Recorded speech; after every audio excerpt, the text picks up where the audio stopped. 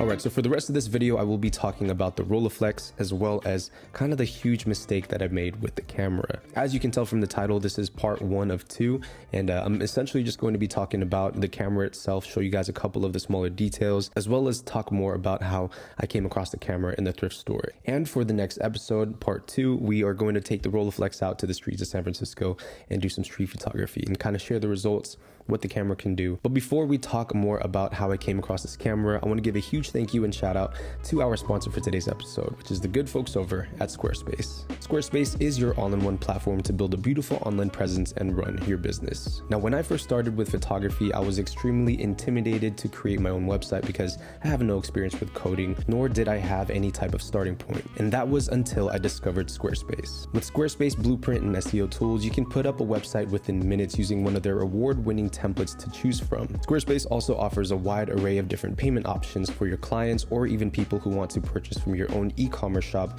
which you can set up as well. But perhaps one of the biggest tools in my opinion is the portfolio/gallery page, where you can display all of your work in one place without any other clutter like you would have on other social media platforms. So if you want to get started with your own website today, head over to squarespace.com/kingjapes and enter promo code kingjapes at checkout, and you guys can get 10% off of your first purchase of a domain or a website.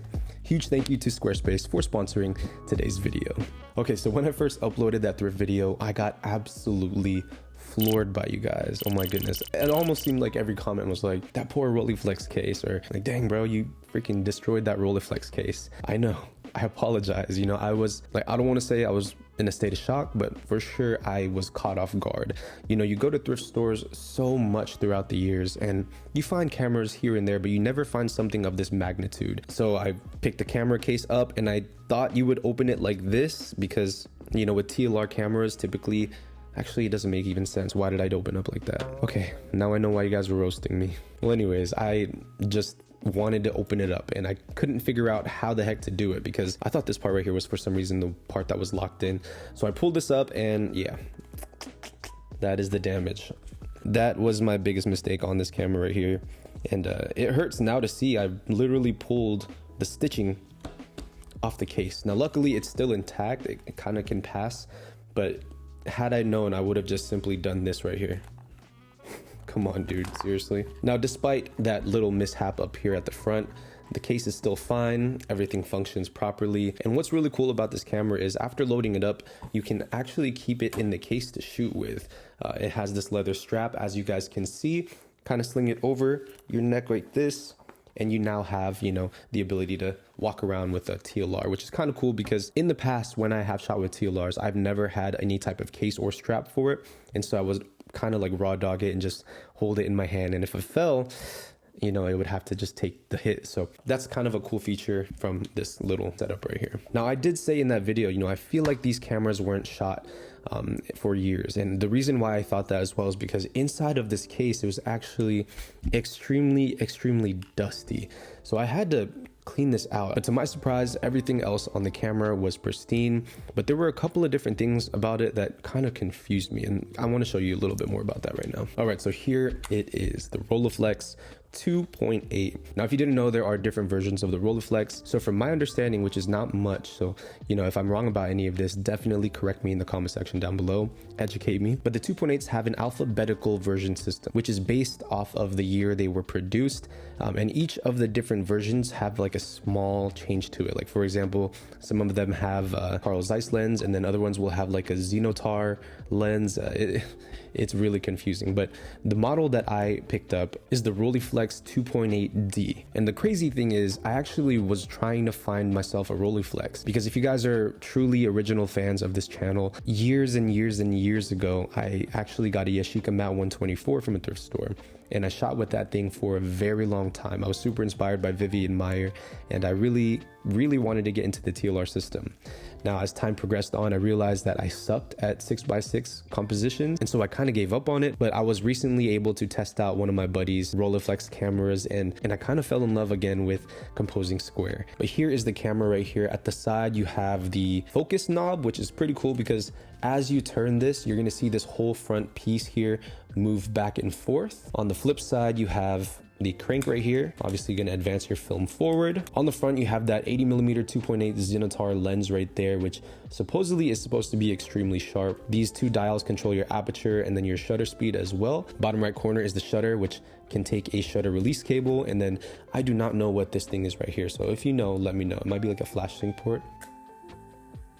But that is the RolleiFlex. Now, there's a couple of different challenges for me when it comes to shooting with this. First and foremost, I'm not, again, a 6x6 shooter. So in the next part, you guys will be able to see how bad I am at making photographs with this format. But more importantly, the RolleiFlex does not have a meter. And so I'm okay with Sunny 16. You know, that's fine with me. But over the years, you know, you start to realize that you don't always want to shoot at f16. I'm good with metering with my eye, but to kind of give me some extra added security, something that I'm planning to do is take this little light meter with me. Now, this is a Kex light meter. This is their smallest meter, not sponsored or whatsoever, but there is no mounting point to have this on like some of the other ones. So because I don't have a Sekonic light meter, my plan is to kind of take this little thing around. I don't know, maybe somehow put it on my wrist as like a wrist strap attachment, or I might just tuck it in a pocket. I don't know. I got a different one. This one's a black one right here. There you go. So there's a little LCD screen on there. I don't know if you guys can see that, but it's going to take a reading, which